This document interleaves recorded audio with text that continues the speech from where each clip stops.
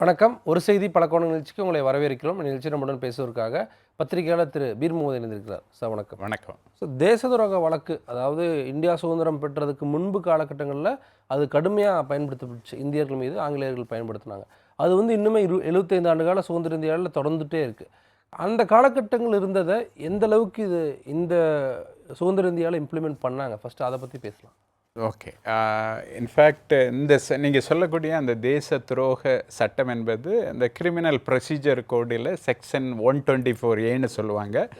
அது ஆங்கிலேயர்கள் 1870ஆம் ஆண்டில் அதை அறிமுகப்படுத்தி என்ன பண்ணுறாங்க, அதில் முதல்ல 1891 வாக்கில் ஒரு வழக்கு, ஒரு பத்திரிகை ஆசிரியர் மேலே, பந்தோபாசின்னு ஒரு பத்திரிகையுடைய ஆசிரியர் மேலே அந்த வழக்கை போட்டு அது அவங்க கோர்ட்டில் அதை ஃபைட் பண்ணுறாங்க. அதாவது அப்போது இருந்தே ஒரே ஒரு ஆர்கியூமெண்ட்டு தான், அதாவது மக்களுடைய பேச்சு சுதந்திரம் ஒரு பக்கம், அதை தான் பத்திரிகையாளர்கள் பயன்படுத்துகிறாங்க, செய்தியாளர்கள் மக்களுடைய பேச்சு சுதந்திரம் ஒன்று.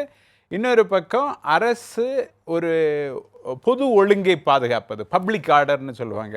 பப்ளிக் ஆர்டராக பேச்சு சுதந்திரமா அப்படின்னா, அந்த பேச்சு சுதந்திரம் நம்முடைய ஆர்டிக்கிள் 19(1) அதுலேயே என்ன ரொம்ப தெளிவாக இருக்குது, உங்களுக்கு பேச்சு சுதந்திரம் எல்லாருக்கும் இருக்குது, எல்லா மக்களுக்கும் இருக்குது, எல்லா குடிமக்களுக்கும் இருக்குது. அதை தான் இன்றைக்கு ஊடகங்கள் பயன்படுத்திகிட்டு இருக்காங்க. அந்த பேச்சு சுதந்திரம் என்பது இன்றைக்குமே இருக்கக்கூடிய அடிப்படை உரிமை. இந்த அடிப்படை உரிமையை எங்கே தேச பாதுகாப்பு அப்படின்னு வரக்கூடிய ஒரே ஒரு இடத்துல மட்டும் அதை கட்டுப்படுத்துவதற்கு செக்ஷன் 124A அவங்க, ஆனால் அது நிறைய தவறாக பயன்படுத்தப்பட்டது. பல்வேறு நேரங்களில் அது சுதந்திர இந்தியாவிலையும் பல நேரங்களில் தவறாக பயன்படுத்தப்பட்டது. உச்சநீதிமன்றம் குறிப்பாக 2022 தெளிவாக சொல்கிறாங்க, இந்த செக்ஷன் 124A கிரிமினல் வழக்கு ஊடகங்கள் மீது தொடுப்பதற்காக அரசாங்கம் பயன்படுத்துது, இது தவறுன்னு. அப்போ உச்சநீதிமன்றத்தில் இன்றைக்கு இருக்கக்கூடிய ஒன்றிய அரசு, அதாவது இதுக்கு முந்தின டேர்மில், செகண்ட் டேர்மில் என்ன சொல்கிறாங்கன்னா, நாங்கள் அதை பின்வாங்கிடுறோம், we will repeal it அப்படின்னு சொல்லி ஒரு அஷ்யூரன்ஸை, ஒரு உத்தரவாதத்தை, உறுதிமொழியை உச்சநீதிமன்றத்தின் முன்னால் கொடுக்குறாங்க. மத்திய அரசில் எந்த அரசாங்கம் இருந்தாலும் இந்த தேச விரோத வழக்குங்கிறது ஒரு பழிவாங்கக்கூடிய நடவடிக்கை தான். அதுக்கு கிரைட்டீரியாலாம் கிடையாது. ஆமாம், இதை பேசினா இப்படி போடுறவங்களாம் கிடையாது. ஆமாம் ஆமாம், தங்களுக்கு அந்த கருத்து உடன்பாடு இல்லைன்னா அவர் மீதான தேச துரோகம், அது ஒரு மிரட்டல் உருட்டல், அதாவது ஒரு ஆங்கிலத்தில் சில்லிங் எஃபெக்ட்டுங்கிறாங்க. பாரு, அவன் பேசுனா, நினைச்சதை பேசுனா, சுதந்திரமாக பேசுனா, அந்த ஆள் மேலே நாங்கள் இதை வச்சு நடவடிக்கை எடுத்துட்டோம், நீ பேசாத. அதாவது இதுக்கு என்னன்னா, மற்றவர்களை மிரட்டி பணிய வைக்க, அடிபணிய வைக்க எங்களுக்கு எதிராக. அதாவது இதில் என்ன நம்ம அடிப்படையாக புரிஞ்சுக்க வேண்டி இருக்குன்னா, விமர்சனம் வேறு, தேச துரோகம் வேறு. இப்போ எப்படி பிரிக்கிறதுங்கிறத, ஆமாம் ஆமாம், அதுதான். இப்போ 124A குறைந்தபட்சம் அதில் செடிஷன்கிற சொல்ல பயன்படுத்துகிறாங்க. அப்போ தேச துரோகம் அப்படின்னு ரொம்ப தெளிவாக தெளிவாயிடுச்சு. அது தவறு தான். அது உச்சநீதிமன்றமே நான் குறிப்பிட்டது போல் 2020 அது தவறு தான், அது தேவையில்லை. எங்களோட வேலை உச்சநீதிமன்றம் மீண்டும் சொல்லியிருக்குல்ல. இப்போ சமீபத்தில் சித்தார்த்த வரதராஜன் வழக்கில் கூட உச்சநீதிமன்றத்தில் உள்ள 2 நீதிபதிகள் என்ன சொன்னாங்க, எங்கள் வேலை என்ன, finding A balance between free speech and public order. உச்ச நீதிமன்றத்துடைய வேலை இதுதான். நாங்கள் அதில் தலையிட்டு சொல்கிறோம், அவர்களை கைது செய்யக்கூடாது என்று நாங்கள் சொல்கிறோம் அப்படின்னு சொல்லி அவங்க சொல்கிறாங்க.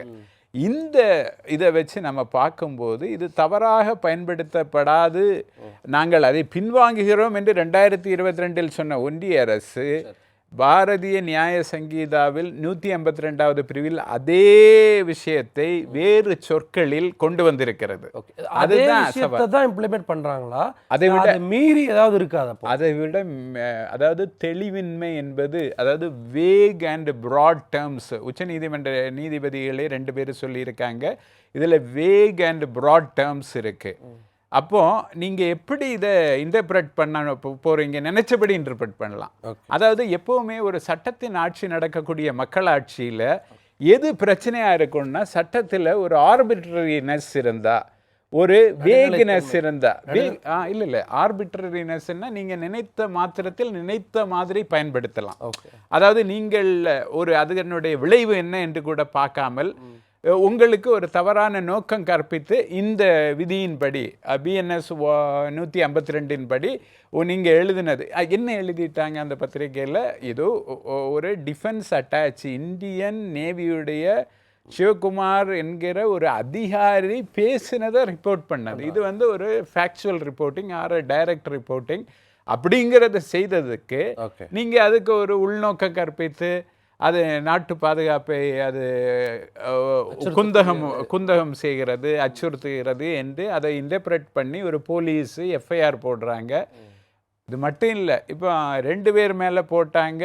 அதுக்கு கடுமையான எதிர்ப்பு வந்து அதோட நிற்கல. அசாம் காவல்துறை என்ன பண்ணுகிறது, அபிசார் சர்மான்னு இன்னொரு பத்திரிகையாளர் மேலே FIR நேற்று இரவு அது அந்த செய்தி வந்திருக்கு. அப்போது இது ஒரு எங்களுக்கு எதிராக நீ பேசாத அப்படிங்கிறது மட்டும், எங்களுக்கு எதிராக எங்களை விமர்சனம் செய்தால் அதை நாட்டை விமர்சனம் செய்கிறது மாதிரி அப்படிங்கிற மாதிரி கொண்டு வர்றது அப்படிங்கிறதே மக்களாட்சிக்கு அச்சுறுத்தலை விளைவிப்பதாக இருக்கிறது. அதே போல் ரூல் ஆஃப் லா, சட்டத்தின் ஆட்சிக்கு அச்சுறுத்தலை விளைவிப்ப, இதுதான் இங்கே பிரச்சனையாக. நான் இதில் ஒரு கிளாரிட்டி கேட்க விரும்புகிறேன். இப்போ IPCயிலிருந்து நாங்கள் BNSஓ இல்லை BNSSல வர்றதுக்கு காரணம் வந்து கொலோனியல் லா, நாங்கள் அதிலிருந்து இப்போது இருக்கக்கூடிய இந்தியாவுக்கான புதிய சட்டத்தை மாற்றி அமைக்கிறோம் அப்படிங்கிறது தான் அரசினுடைய ஒரு வாதம்.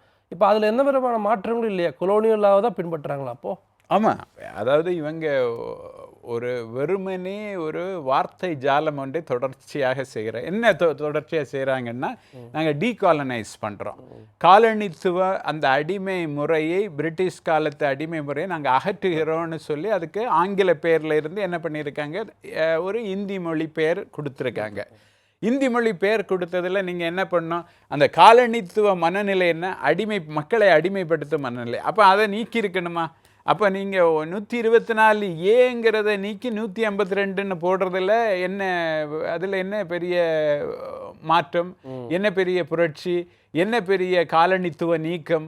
நீங்கள் காலனிய மனநிலையில் தான் இருக்கீங்க அப்படிங்கிறது தான் காமிக்குது. இப்போ BNSல அதை விட மோசமாக அந்த செடிஷன் அப்படிங்கிற வார்த்தையை மாற்றி இருக்கீங்களே தவிர தேச பாதுகாப்புக்கோ அல்லது அரசுக்கு எதிராகவோ நீங்கள் எதுவாக எழுதினாலும், எலக்ட்ரானிக்கில் எழுதினாலும் சரி, நீங்கள் இல்லை பேச்சாக பேசினாலும் சரி, எழுத்தாக எழுதினாலும் சரி, எல்லாமே இந்த வரையறைக்குள் வரும் என்று சொல்வதன் மூலமாக மீண்டும் நீங்கள் பேச்சு சுதந்திரத்தை கட்டுப்படுத்தக்கூடிய, அதாவது இந்த சட்டத்தை துஷ்பிரயோகம் செய்து மீண்டும் அதே காலனிய மனநிலையில், மக்களை அடிமைப்படுத்தும் மனநிலையில், மக்களின் பேச்சு சுதந்திரத்தை பறிக்கும் மனநிலையில் தானே இருக்கிறீர்கள். அப்போ நீங்கள் என்ன பிரிட்டிஷாரை விட நீங்கள் மோசமாக மனநிலையில் இருக்கிறீர்கள் என்பதைத்தான் இந்த செக்ஷன் 152, அதாவது BNSல் இருக்கக்கூடிய செக்ஷன் 152 அதைத்தான் நமக்கு காட்டுகிறது. இப்போ கடந்த காலங்களில் 124A காரணமாக கடுமையாக பாதிக்கப்பட்டவர்கள் யாராக இருக்கிறார்கள்? இப்போ 152ன்னு வரும்போது அதிலிருந்து நம்ம விலக்கு பெற முடியும் அப்படிங்கிற எந்த விதமான நம்பிக்கையும் ஏற்படவே இல்லையா? அப்போது இவங்க இன்றைக்கு இருக்கக்கூடிய ஒன்றிய BJP அரசு என்ன செஞ்சுருக்காங்கன்னு பாருங்கள். 2015 2020 இவங்க ஆட்சி காலத்தில் மட்டுமே 548 பேர் மேலே இதே செக்ஷன் 124A இன்னைக்கு இருக்க 152க்கு முன் வடிவம், பழைய வடிவம் 124 548 பேரை கைது பண்ணியிருக்காங்க. பெரும்பாலும் இது வந்து ஒன்றியத்திலேயோ அவர்கள் ஆளும் மாநிலங்கள்லேயோ தான் பெரும்பாலும் இது பயன்படுத்தப்பட்டிருக்கு. 548 கேஸில் அரெஸ்டே பண்ணியிருக்காங்க. அரெஸ்ட் மட்டும் நான் சொல்கிறேன், வழக்கு எண்ணிக்கை கூடுதல். அரெஸ்ட் பண்ணி எவ்வளோ பேர் கன்விக்ட் ஆகியிருக்காங்க? 12 பேர். அப்போ நீங்கள் பாருங்கள், அதனுடைய நோக்கம் என்ன? பிடிச்சி ஒரு ஆளை ஜெயிலில் போடணும் அல்லது ஒரு ஆளை வந்து பழி வாங்கணும். அப்போ இது வந்து அதிகார துஷ்பிரயோகமா இல்லையா? கன்விக்ஷன் ரேட்டுக்கு ரொம்ப குறைவு. 12 பேர் தான். 548ல் 12ன்னா நீங்கள் பாருங்கள், அது எவ்வளவு சொற்பமான ஒரு எண்ணிக்கையில் கன்விக்ஷன் ஆகுது. அப்போ உங்கள் நோக்கம் இந்த இதை துஷ்பிரயோகம் பண்ணி நீங்கள் ஒரு பழிவாங்கலை நீங்கள் செஞ்சு முடிச்சிடுறீங்க இதை பயன்படுத்தி. இப்போ இன்னொரு வடிவத்தை அது கொடுத்து 152ங்கிற வடிவத்தை கொடுத்து நீங்கள் உங்களுக்கு இந்த அரசாங்கத்துக்கு மிகப்பெரிய கேள்வி கேட்கக்கூடிய, இந்த அரசாங்கத்தை நோக்கி கேள்வி கேட்கக்கூடிய ஊடகங்கள் அப்படிங்கிறதே மிக குறைந்து போச்சு. இன்னைக்கு சொற்பமாயிடுச்சு, சொற்ப எண்ணிக்கையில். அதில் ஒரு 3 தலைகளை பிடிச்சி, அதில் ஒரு ஆளுமைகளை பிடிச்சி, கரண் தாப்பருங்கிற ஒரு ஆளுமை, சித்தார்த்த வரதராஜங்கிற ஆளுமை, அபிசார் சர்மாங்கிற ஆளுமை, அவர்களை நீங்கள் மிரட்டி உருட்டி பணிய வைப்பதற்காக, அடிபணிய வைப்பதற்காக அதை நீங்கள் இந்த பிரிவுகளை பயன்படுத்துகிறீங்க. அப்பட்டமாக தெரியுது, பட்டவர்த்தனம். அது உங்கள் ஆட்சியில் இருக்கக்கூடிய அஸ்ஸாம், உங்களுடைய அரசு நிர்வாகம் செய்யக்கூடிய அஸ்ஸாமுடைய காவல்துறையை நீங்கள் தவறாக பயன்படுத்தி டெல்லியில் இருக்கக்கூடிய ஆட்களை கைது செய்ய நீங்கள் பார்க்குறீங்க அப்படிங்கிறது தெரியுது. உச்சநீதிமன்றம் என்ன தலையிட்டு சொல்லுது? தயவு செய்து இதை செய்யாதீங்க. உச்சநீதிமன்றம் அப்சர்வேஷன் கொடுத்தாலும் அதிலிருந்து ஓகே இந்த விஷயத்தை உச்சநீதிமன்றம் கண்டிச்சிருக்கு, அதை நம்ம மாற்றி அமைக்கணுங்கிற அடிப்படையில் எதுவுமே நடக்கலை. அதாவது உச்சநீதிமன்றத்துக்கு இவங்க ஒரு எஃப்ஐஆரை எடுத்துகிட்டு போகிறாங்க. எடுத்துகிட்டு போயிட்டு அதில் ரிலீஃப் வாங்குறாங்க இந்த பத்திரிகையாளர்கள்.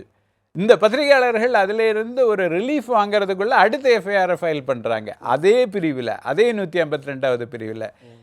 அந்த செய்தி, அதுக்கு அவங்க ரிலீஃப் வாங்குறதுக்குள்ளே இன்னொரு பத்திரிகையாளர் மேலே அதே பிரிவை அவங்க பயன்படுத்துகிறாங்க. அதாவது நீ பேசுனா நான் உன்னை இது பண்ணுவேன், என்ன இதில் பிரச்சனை அப்படின்னா, நீங்கள் என்ன ரிப்போர்ட் பண்ணீங்க? ஒரு அதிகாரி, இந்திய கப்பற்படையில் இருக்கக்கூடிய டிஃபென்ஸ் அட்டாச்சின்னு நம்ம இந்தோனேஷியாவில் இருக்கக்கூடிய ஒரு அதிகாரி பேசுனதை, ஒரு இந்தியாவுக்கும் பாகிஸ்தானுக்கும் நடந்த மோதலை பற்றி அவர் ஒரு விஷயம் பேசுகிறாரு. அதாவது ஆர்மியுடைய விமானப்படையுடைய கைகள் கட்டப்பட்டிருந்தன, அவர்கள் பயங்கரவாத முகாம்களை மட்டுமே அழிக்க உத்தரவிடப்பட்டிருந்தது, அதே நேரம் வான்படையுடைய அந்த பாதுகாப்பு அம்சங்களை தொடக்கூடாது என்று அவர்களுக்கு கைகள் கட்டப்பட்டிருந்தன, அதனால் நாம் இழப்புகளை சந்தித்தோம். இது ஒரு டைரக்ட் ரிப்போர்ட்டிங்.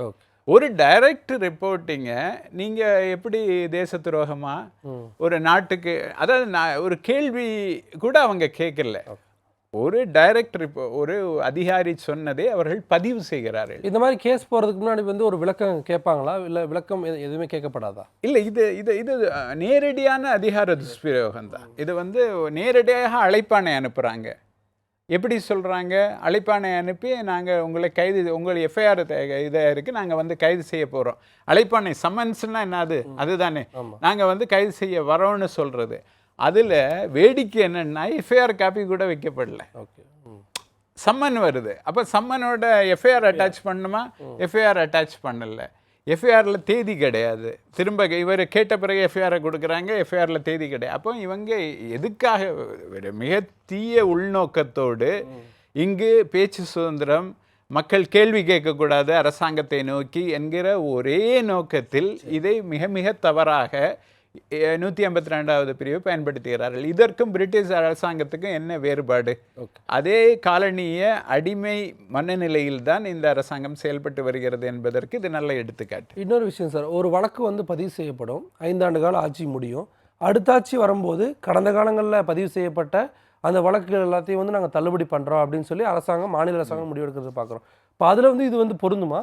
நிச்சயமா, இது நிச்சயமா இனி ஆட்சி மாற்றம் வரும்போது இந்த வழக்குகள் முழுக்க பின்வாங்கப்படும். நம்ம தமிழ்நாட்டில் பார்த்துருக்கோம். ஆமாம், ஆட்சி மாற்றத்தின் போது ஒட்டுமொத்தமாக பத்திரிகையாளர்கள் மீது போடப்பட்ட வழக்குகள் எல்லாத்தையும் நாங்கள் பின்வாங்க. அப்போ ஆட்சி மாற்றம் என்பதே இதுபோல் அவர்கள் அதிகாரத்தை துஷ்பிரயோகம் பண்ணுறதுனால தானே ஆட்சி மாற்றம் நடக்குது.